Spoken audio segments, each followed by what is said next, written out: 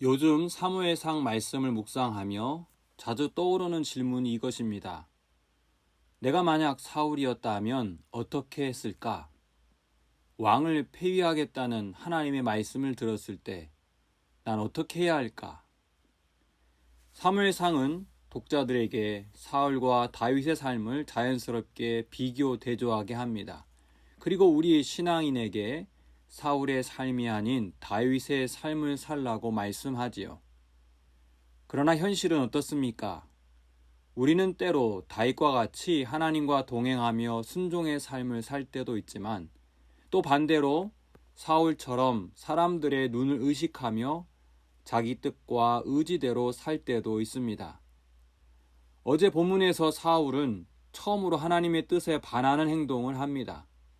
사무엘이 정한 기한에 오지 않자 그만 제사장이 해야 할 번제를 자신이 직접 드리고 맙니다.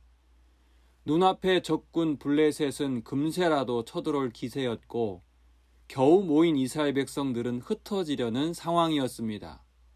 아무리 믿음 좋은 사람이더라도 흔들리지 않을 수 없었습니다. 만약 여러분이 사울이라면 어떻게 하시겠습니까? 아무리 전세가 불리해도 사무엘 선지자를 끝까지 기다리겠습니까? 아니면 이미 오기로 약속한 날짜가 일주일이 지났으니 사울처럼 번제를 드리겠습니까?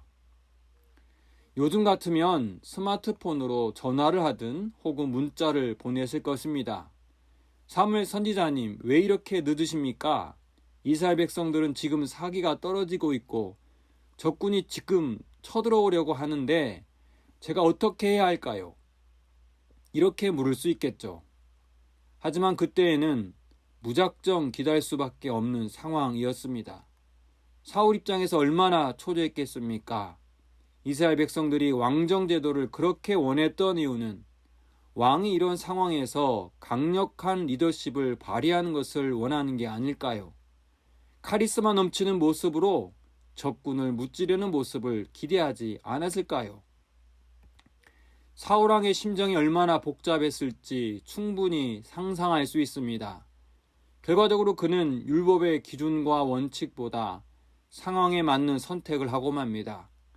더디어 오는 사무엘 선지자를 대신하여 자신이 직접 제사를 드리고 맙니다. 그리고 얄궂게도 번제 드리기를 마치자마자 사무엘이 나타납니다. 사울은 자신 행동이 어쩔 수 없는 결정이었다고 하며 변명하지만 사무엘은 단호하게 말합니다. 세번역 성경으로 보면 해서는 안 될 일을 하셨습니다.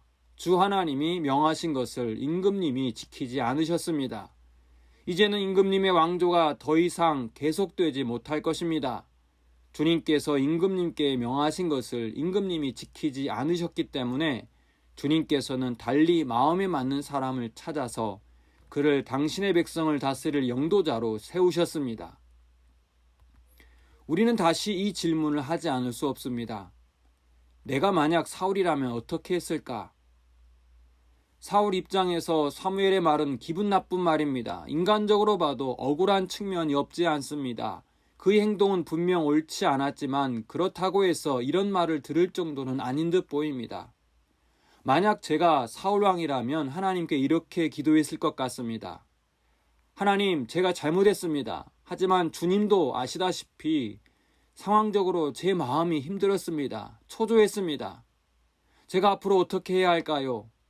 저에게 지혜를 주세요. 하지만 성경을 보세요.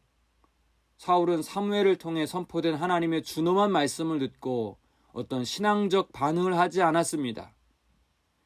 옷을 찢고 금식하며 회개를 하는 것도 아니었습니다. 자신의 솔직한 마음을 하나님께 아뢰지도 억울함을 호소하지도 않았습니다. 사울이 이후 한 행동이 무엇인지 아십니까? 15절 후반부입니다. 사울이 자기와 함께한 백성의 수를 세어보니 600명가량이라. 사울왕은 자신의 문제가 무엇인지 성찰하는 시간을 갖지 않았습니다. 자신의 죄를 회개하고 통회하지 않았습니다. 그리고 그냥 현실로 돌아가 상황을 파악하는 데 급급했습니다. 자신과 함께한 전투에 나갈 백성의 수를 세는 일을 한 것입니다. 여러분, 완벽한 인간은 세상에 없습니다.